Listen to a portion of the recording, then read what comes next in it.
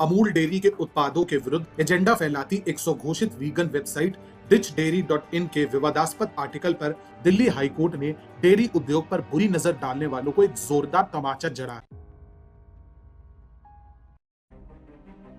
किस्मत से इस केस के बारे में मैं जानता हूं। चेतन पड़ालिया साहब जो ये वेबसाइट चलाते हैं डिच डेयरी, जिसके बारे में ये साहब बोल रहे हैं, ये एक सादा आम इंसान है जो पशु शोषण रोकने के लिए कार्य करता है। ये अपने ही पैसे से, कुछ पैसे से व्यक्तिगत रूप से ये वेबसाइट चलाते हैं और लोगों से कहते हैं कि प्लीज क्रूरता बंद करें। दिल्ली हाईकोर्ट ने उक्त वेबसाइट को खूब खरी खोटी सुनाई। हाई कोर्ट ने इंटरिम ऑर्डर पास किया कि हाँ, आप वो आर्टिकल उतारें जहां इस बड़ी कंपनी का नाम लिखा हुआ है। बस इतना ही। हाई कोर्ट ने कोई खरी खोटी नहीं सुनाया। हाई कोर्ट ने कोई बड़ी बड़ी बातें नहीं बताई जो ये साहब बोल रहे हैं, अपने मंदगड़न बता रहे हैं। ये कोर्ट के निर्णय के अनुसार ये वेबसाइट दूध और दूध से बने उत्पादों के प्रति जनता में भय का संचार कर रही है और अमूल के प्रति गलत धारणाएं स्थापित कर रही है। ये मैटर अब भी कोर्ट में है, पर इन साहब ने कोर्ट का नाम लेते हुए जो बात इनको या उस बड़ी कंपनी को कहना है वो कह दिया। अब कहने को ये मानहानि का एक आम मुकदमा है। ये कोई आम मानहानि का मुकदमा नहीं है। यहां एक कड़ा संदेश दिया जा रहा है वीगन वादों को कि अगर तुम पशु क्रूरता रोकने के लिए अगर हमारी कमाई पर नजर डालोगे, अगर हमारे कमाई पर तकलीफ होगा तो हम तुम्हें नहीं बख्शेंगे। हम तुम्हें अपने पैसे के पावर से दबाएंगे। और जिस प्रकार से हलाल के नाम पर एक अलग उद्योग खड़ा हो चुका है, और ये फर्स्टेटेड साहब की चाल, इनको 50 लेबल मिल सकते थे, पर इन्होंने हलाल का लेबल लाया। हलाल का लेबल आते ही हिंदू मुस्लिम खड़े हो गए, और जो भी हिंदू को इन मुस्लिम इस हलाल के लेबल से तकलीफ है, आओ हमारे साथ जुड़ जाओ। कितने स्मार्टली, एकदम मानसिक रूप से हमें पता भी नहीं चला, पर हम इस तरफ या उस तरफ हो गए। उन्होंने इनडायरेक्टली बता दिया कि जैसे उनसे तकलीफ है तुम्हें, वैसे वीगनवाद से भी तकलीफ होगा, वो उसी तरफ के हैं। ठीक वैसे ही वीगनिज्म यानी वीगनवाद के बेतुके सिद्धांत। बेतुके सिद्धांत। वीगनवाद कहता है कि अपने जीने के लिए, अपने खाने के लिए, अपने पहनने के लिए, अपने रहने के लिए प्लीज किसी भी पशु का शोषण न करें, उनका इस्तेमाल न करें, उनको न मारें, उनको सम्मान दें, आदर दें। प्रेम, करुणा, समानता, ये है वीगनवाद के सिद्धांत। ये हमारी भारतीय सभ्यता के सिद्धांत नहीं है।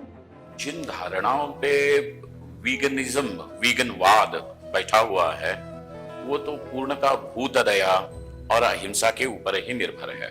भूतदया और अहिंसा ये सनातन धर्म के मूल्य हैं। वैदिक संस्कृति के अंतर्गत, हमारे ऋषि महर्षियों के उपदेशों के अंतर्गत सभी जीवों को सम्मान देने की बात की जाती है। तो ये तो पूरी तरह से एक भारत की मिट्टी से निकला हुआ ही विचार है। सिद्धांत को बढ़ावा देने वाले हाथ धोकर विभिन्न उद्योगों, विशेषकर डेयरी उद्योग के पीछे पड़े हुए हैं। वीगनवाद कोई भी उद्योग के खिलाफ नहीं है।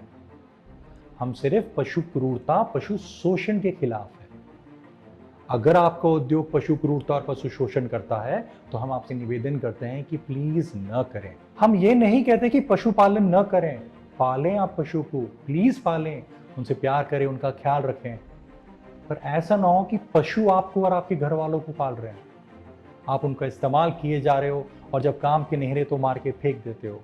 भारत न सिर्फ दूध उत्पादन का विश्व में सबसे बड़ा केंद्र है, बल्कि यहाँ दूध देने वाली गायों का भी बहुत आदर सम्मान किया जाता है। जी हाँ, इंडिया डेयरी प्रोडक्शन में टॉप पे है। बहुत पैसा है इस उद्योग में, करोड़ों, अरबों। इतना पैसा कि पैसे की लालच में लोग अंधे हो गए हैं, शोषण किए जा रहे हैं। गाय जो 20-25 साल जी सकती है, उसको 4-5 साल में पूरी तरह से निचोड़ के कसाई खाने फेंक देते हैं। अगर कसाई खाने नहीं बेच सकते तो सड़कों पे त्याग देते हैं कि वहां कूड़ा कचरा खा के मर। करोड़ों मवेशी हर साल भारत में कटते हैं और हम इन मवेशियों का सम्मान करते हैं।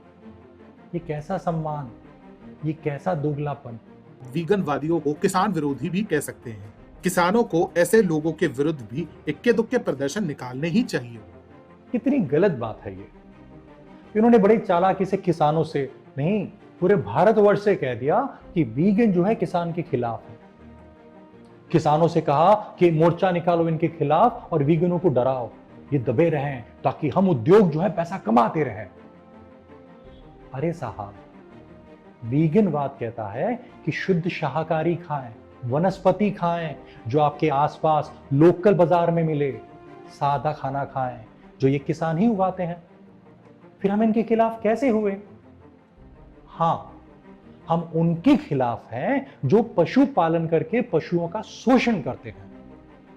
किसान जो अन्नपूर्णा करता है उसके खिलाफ नहीं है, उनके खिलाफ है जो पशुओं पर अत्याचार करते हैं। हम उनसे कहते हैं कृपया बंद करें। मांस उद्योग के विरुद्ध आवाज उठाने की बात हो तो यही वीगन सबसे पहले मैदान छोड़कर भाग जाते हैं।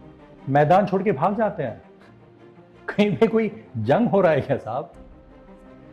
प्लीज समझें, वीगनवाद एक संवेदनशील जीवन जीने की शैली है। हम कहते हैं कि प्रेम, करुणा, प्यार से रहें। सो हम यहां वहां लड़ाई नहीं करते फिरेंगे, हम मारामारी नहीं करेंगे, हम गुंडागर्दी नहीं करेंगे। हम आपसे बात करेंगे, रिक्वेस्ट करेंगे, तर्क करेंगे, वाद विवाद करेंगे, आपके दिल को छुएंगे और कहेंगे कि प्लीज संवेदनशील बने। आप हमें गुंडागर्दी या ये पॉलिटिकल पार्टी में न गिने। हमारे पास कहीं बाहर से पैसा नहीं आता, न हम पैसे कमा रहे हैं, न कोई एजेंडा है हमारा। हम सिंपल आम इंसान हैं जिसके दिल को ये बात छू गई है कि पशुओं पे क्रूरता नहीं करना चाहिए। हम रिक्वेस्ट करते हैं, अगर एक आम इंसान की दिनचर्या में वीगनिज्म को लागू किया जाए तो ये बड़ा ही बेतुका और अव्यवहारिक सिद्धांत है। ये साहब शायद जानते नहीं कि सिद्धांत क्या होते हैं। सिद्धांत हम इंसान इसलिए नहीं रखते हैं कि वो आसान है, सिद्धांत इसलिए रखते हैं कि वो एक जीवन शैली है, वो मान्यता है, वो सही है। ये बेतुका और अव्यवहारिक, ये मुझे मिडिल ईस्ट की याद दिलाता है। जब मैं वहां नौकरी करता था अरब देशों में, तो वहां पे मुझे बहुत सारे लोग कहते थे कि अरे तुम्हारी ये सारी मान्यताएं बेकार है, अरे ये लो बड़े का मांस खा लो, उसमें क्या है। या यूरोप में जब मैं जाता था काम के सिलसिले में, तो वहां के लोग कहते थे अरे सुअर खाओ, हम सब खाते हैं।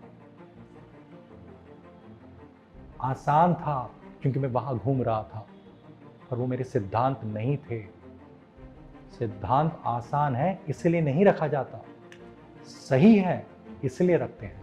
आप अपने भोजन को वीगन भी बना सकते हैं, कुछ हद तक अपने कपड़ों को भी वीगन बना सकते हैं। अगर आप अपने भोजन को और कपड़ों को वीगन बना ले तो बहुत है, क्योंकि 99% शोषण पशुओं पर खाने की वजह से ही होता है। हम दोनों हाथ से अपने लालच और स्वार्थ में इन पशुओं को मार के खाए जा रहे हैं राक्षस की तरह। कई आवश्यक दवाएं ऐसी है जो कैप्सूल में आती है और जिनमें पिग जेलेटिन का उपयोग होता है। आप कह रहे हो कि जानते हुए कि इस दवाई में सुअर की चर्बी या चमड़ा है या गाय का चमड़ा या मांस है, हम वो दवाई खा लें? क्यों? अरे साहब, हम पैसा देके खरीदते हैं। ये फार्मास्यूटिकल कंपनीज के पास बहुत पैसा है, इनसे आप डिमांड करें कि हमें ये नहीं चलेगा। आप करोड़ों करोड़ों जानवर को मारते हो, इसलिए आपके पास दुनिया भर का ये कचरा है, चमड़ा, मांस, चर्बी, और उसको आप कहीं पे भी इस्तेमाल करके हमें दोगे, नहीं चलेगा। हमारे सिद्धांत ये नहीं मानते। आप हमारे लिए वीगन दवाई बनाएं जिसमें कोई पशु पदार्थ ना हो। कभी कभार कोई एक ऐसा दवा हो सकता है, जैसे ये कोरोना का वैक्सीन जो नया नया आया है, जो नया आविष्कार हुआ है, जिसमें शायद कुछ पशु पदार्थ इस्तेमाल हो गया और इसका कोई पर्याय नहीं है और ये जान की बात है, तो ठीक है, ऐसे समय में आपने कॉम्प्रोमाइज किया, मैं समझ सकता हूं। पर आम कोई भी दवा आप क्यों खाएंगे? मना करें आप। वीगनिज्म भारत में अपने फन फैलाने शुरू करे, इससे पहले ही भारत ने इनके खोखले सिद्धांतों की धज्जियां उड़ानी शुरू कर दी है। खोखले सिद्धांत? हर जीव से प्रेम करना, दया करना, करुणा करना, उनका शोषण ना करना, उनको बेकार न मारना, उन्हें प्यार देना, ये खोखले सिद्धांत है? और आपसे किसने कह दिया भारत इसकी धज्जियां उड़ा रहा है? भारतवर्ष में वीगनवाद बढ़ता जा रहा है, अच्छे लोग हमारे साथ जुड़ते जा रहे हैं, क्योंकि ये सिद्धांत जो है ये हमारी भारत की मिट्टी की है, ये हमारी सभ्यता की है कि हर जीव में ईश्वर का वास है। अब कई उत्पादों ने अपने आप को वीगन सर्टिफाइड बताना तक शुरू कर दिया है। कितनी अच्छी बात है। FSSAI ने भी वीगन के लोगों को अप्रूवल दे दिया है और कहा है मैन्युफैक्चरर से कि आप अपने प्रोडक्ट्स पे ये वीगन का लेबल लगाएंगे अगर आपका प्रोडक्ट पशु पदार्थ मुक्त है। आप भी ये लेबल ढूंढ के देखें, क्योंकि इसका मतलब है कि आप प्योर और शुद्ध शाकाहारी ही खा रहे हैं।